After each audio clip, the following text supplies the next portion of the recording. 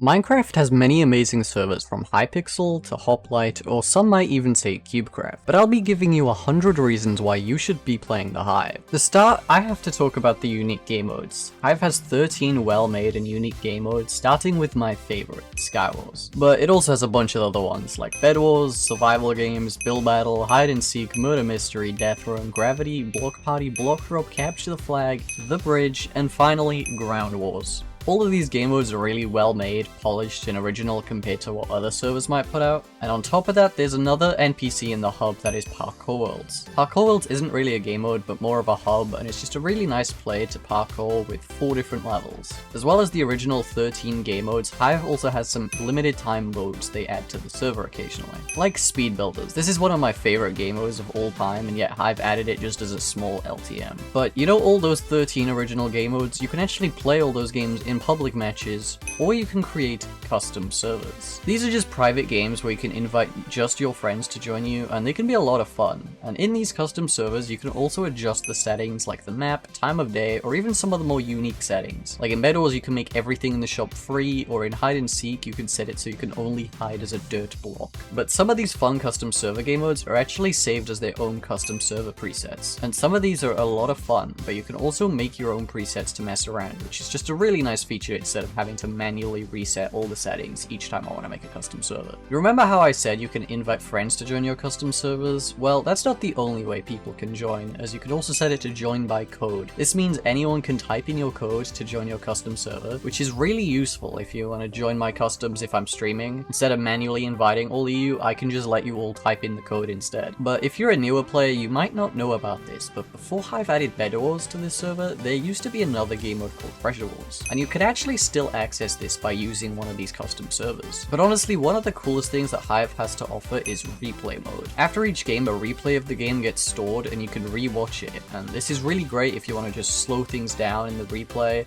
or speed it up, and it's great for cinematics too. But if you are a fan of the channel, you might know what my favorite Hive feature is, and you probably saw this coming from a mile away, and that is the leveling system. Hive has a very clear and obvious leveling system for each game mode, and it adds that extra sense of achievement when you're playing the Hive. But if you are a hardcore level grinder, once you reach level 100, you can actually prestige. This will reset your level all the way back down to level 1, and you can do this a total of 5 times to reach prestige 5. This is actually awesome because it's a totally optional thing, but if you really like playing something like Skywars like I do, you can prestige it and keep having a reason to come back to the game. What's also great about this system is you can see other players' levels. This is actually really nice because if I'm playing and I see someone who's max level, I can either immediately just re-queue or know I'm in for a difficult game. But it's also a way of showing off your level and adding to that achievement. But speaking of achievement, Hive has quests. It's not quite the same thing, but it's kind of similar, I guess. And these are just small challenges that you can complete each day that will give you quest points. And using these quest points, you can actually buy some different things on the server for free. Like if you want to gain more XP, you could grind XP boosters for totally free or just by playing the game. Or you could buy this free costume, which is like a skin for the server. This skin does reset each month, so you can work on unlocking this each month. But speaking of challenges, Bed Wars actually has its own form of quests called challenges. These do reset every day, but completing these challenges will give you Bed Wars XP instead of quest points. But if you do want to get some unlocks for completing these challenges, there are seasonal challenges too. These are a little harder to complete, but do also grant you some more XP and some in-game free unlocks. But once you complete some Bed Wars challenges, you can go to the Bed Wars shop and buy some cosmetics of your choice. This shop does also reset every season, so you will have more free things to unlock.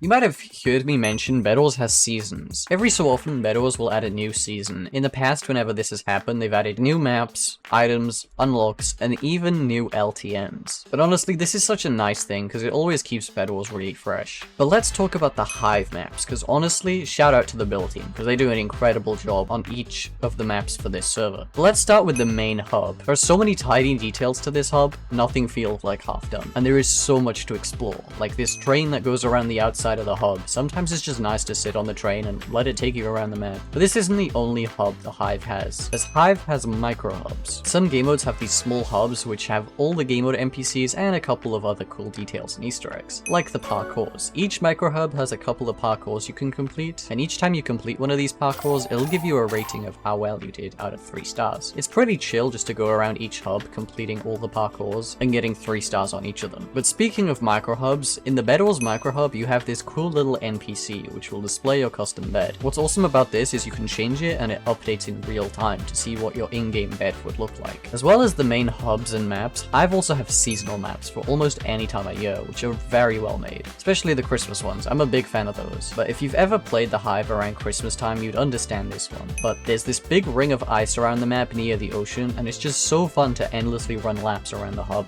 on the ice. Also in the seasonal hubs, you'll have these hub hunts, which are just a cool little quest you have in the hub, and if you complete them, you'll get a free reward. But let's start talking about the cosmetics and different unlocks on the server. Hive has 2 different ranks you can get on the server, so let's start with Hive Plus. Hive Plus is this rank you can buy for $10 that gives you some cool cosmetics as well as a couple of other bonuses like a permanent XP boost and access to more things on the server in general. But the other rank is Hive Ultimate, and this is slightly more expensive, coming in at $20, but if you already own a Hive Plus, you can just buy this for only $10 more.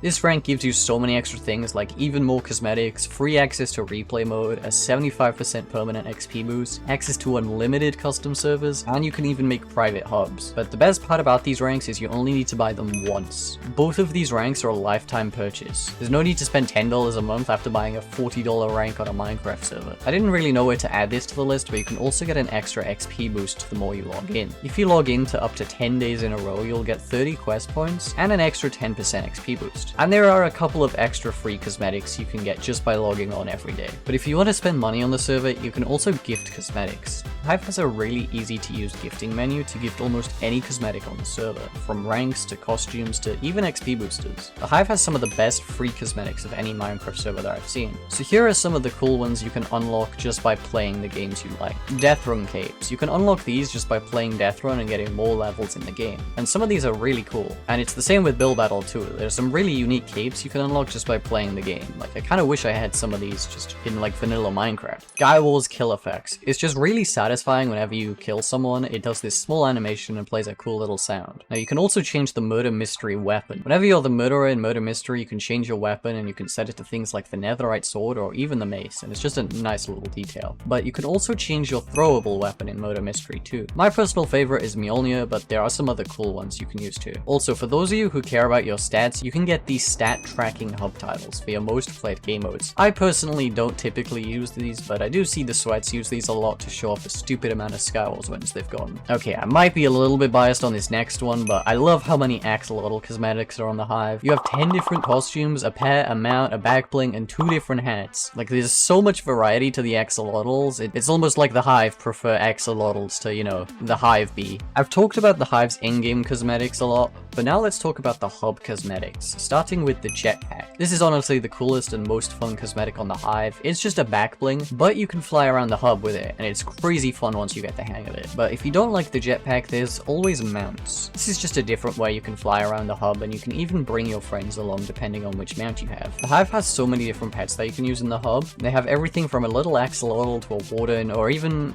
yes, a chicken jockey. All these are custom Hive models with unique animations, and you can even give them their own name. And yes, this does include Dinnerbone too. But if you don't want to just buy one of these cosmetics by itself, you can buy tickets. These are kind of like the Hive's own version of a battle pass. Whenever you buy this, you get a couple of items immediately, like a bundle. But it also gives you a set of challenges to complete, and once you complete those, you get even more rewards. Now, you do have to pay for a lot of the cosmetics I just mentioned, but despite that, the Hive actually has relatively fair pricing. It's not like you need to spend $100 just to fly on the server. But if you don't like paying for stuff, the Hive will sometimes give away free cosmetics, like on April Fool's Day. These are usually just like a gimmick little item like the rock pet or the turtle shell back bling, but some of these are really fun to use, like the office chair mount. The Hive has also sold some real life plushes too, and they're honestly really cool, and if you bought these it would also give you an exclusive in-game item, which is just a nice little bonus. That's enough for cosmetics now, but let's talk about hackers, and yes, you heard me right, hackers has made it to this list. Well, not quite. Sometimes you will find a hacker when you do play the game, but there's a decent chance the anti-cheat will just delete them from the server, and the Hive are constantly working on their anti-cheat, which means it's only going to get better. And if the anti-cheat doesn't get them, because this does happen occasionally, you have this in-game reporting menu you can use to report them. It's such a simple thing, but I'm really surprised other servers don't have this. But also, if you do report a player, you have a chance of getting quest points, which just encourages players to report even more hackers, which is honestly a really great thing from the Hive. That's enough talk about hackers now, but let's talk about more of the in-game stuff, starting with the best times menu. In certain game modes like Gravity, you have this best times menu, where you can see what your best time is for a certain map. This just makes the game a lot more fun and gives you some sort of goal to try and beat your personal best while playing. They also have this menu in Death Run and Speed Builders too. But if you like competition and instead of beating your own personal bests you want to compete against others, Hive will occasionally host their own competitions. They've done this a few times over the years, and in the past they've done it for all sorts of things like videos or art competitions, but they've also done in-game competitions like the building one. And if you win these competitions, not only do you get a bunch of free stuff on the Hive, but you also get your own exclusive hub title like this one I have right here. But in these game modes there are some really cool and unique items on the Hive, like boomboxes. There's all sorts of boomboxes, and I could have put each individual one on this list, but there's just so many other cool items that I want to mention too, like the wind charges. Now I know these aren't exclusive to the Hive, but Hive have buffed them like crazy, which just makes them so much more fun to use. Now if you've ever played Skywars, you've probably seen this, and this is crumbling cobblestone, and although sometimes it can be a little annoying when you get this instead of regular blocks, it's a pretty unique item, and the trapping capabilities with this are crazy. Another item you can get in Skywars is the Knockback Nemo, and this is probably one of the most iconic items on the Hive at this point. This is just a rare fish that has knockback, but whenever you find it in-game, it's always super fun to use. You can also get this item in Bed Ores, but it's actually called the Knockback Dory there, and it has Knockback 2 instead. Now, there are also a bunch of items you can get in Skywars that are only available for a limited time. You see, every week, Skywars has a different rotation of weekly items, and some of these are super unique. Like the Chompy, this is a shark that just eats everything in its path. It's super fun to use, and I can kill hackers with this all the time. Now, the Lucky Bow is kind of an underrated weapon. It's pretty fun to use if you know how to use it. The way it works is it shoots an arrow, and it will do a random thing, from throwing an ender pearl to striking the opponent with lightning, or it might just break. But whenever I see one in game, I always grab it because it's so fun to use. Now, this one's much rarer than the past two, and that's the Thorns chestplate. This is actually a really underrated item. You will take more damage when using it because it is only a chain chestplate, but you can easily kill people with this. It's a very aggressive item, and I guess that's why I like it so much. This is one of my favorite items on the Hive of all time, and that's the ultimate boombox. I know I said I wouldn't have more boomboxes on this list, but this one is so fun I couldn't not mention it. It's just like your regular knockback boombox, except it launches away everyone, not just yourself. It's super OP,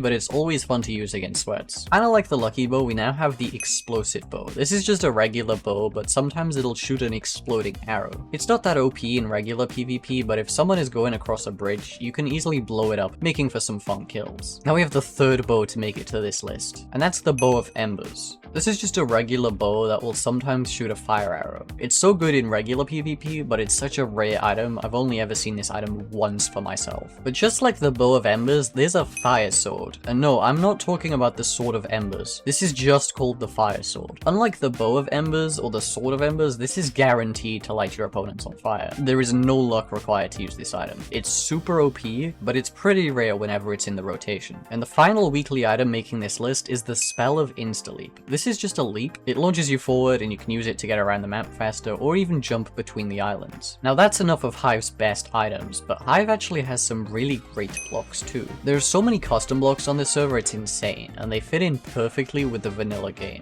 There's so many blocks that I just wish I could get in my regular survival world, and honestly, Mojang should listen to the Hive, because some of these I would like pay money for, bro. But as well as cool items and blocks, Hive actually do have some really great models. None of these custom models feel over the top or too out of place either, which is just really great, and it makes the server come together quite nicely. But the last custom thing that I really want to talk about that the Hive has is the custom menus. There's a bunch of these, you'll see them all over the server, they're all slightly different in some way, but they're really easy to navigate, and I've never had difficulty navigating a menu on the Hive. I know exactly how to use it, and I don't have to look up some 5-minute tutorial on how to queue into a game mode. There's also a couple of secret settings and commands that are super useful and I wanted to talk about, like /toggles. There's a lot of different things you can toggle to make the game look a lot cleaner, like friend invites, party invites, or even appearing offline. This means your friends can't see you're online or what game mode you're playing, and I actually use this a lot if I don't want to get sniped by anyone on my friends list. But you can also also toggle another one of my favorite things about the Hive,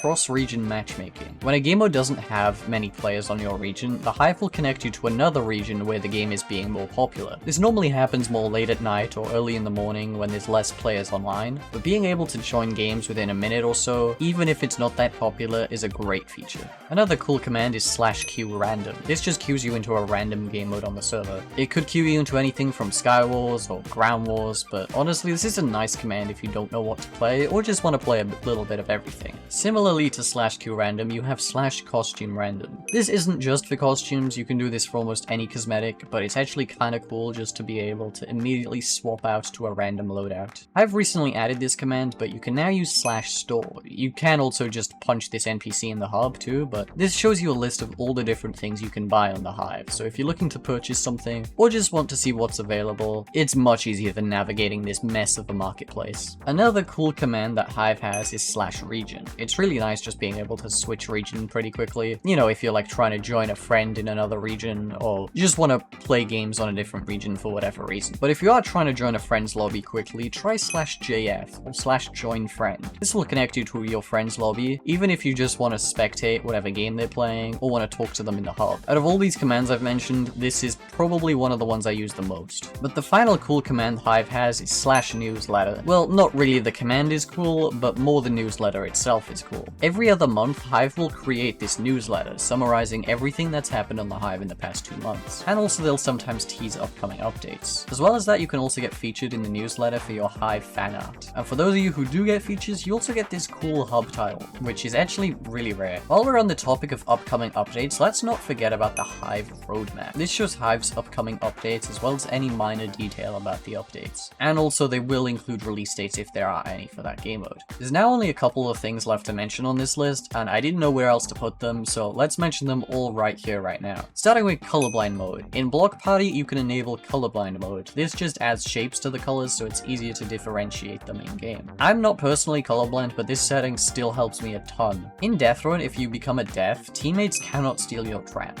This is just good design, because I'm pretty sure this didn't always used to be a thing, so the other death could just come along and spam your trap before you're ready to use it, kinda just ruining the game for you. And in Murder Mystery, as Murderer, you can use sabotages. This can just do a minor thing like turn off the lights for the innocents, or it could just flood half the map killing some people. Another cool thing about Murder Mystery is the cameras. On Nectar Lake, if you head into this building, you can actually watch the cameras. This is similar to Among Us, where you can just watch people from around the map, and I've actually spotted the murderer once or twice by using this. And the final reason you should play the Hive is it's a great server. It's been getting a ton of updates this past year or so too, so it's only been getting better. And although the Hive is a great server, it isn't necessarily perfect. So if you do want to see me do a part 2 where I talk about 100 reasons the Hive sucks, let me know in the comments if I should do that, and subscribe to see when that video releases.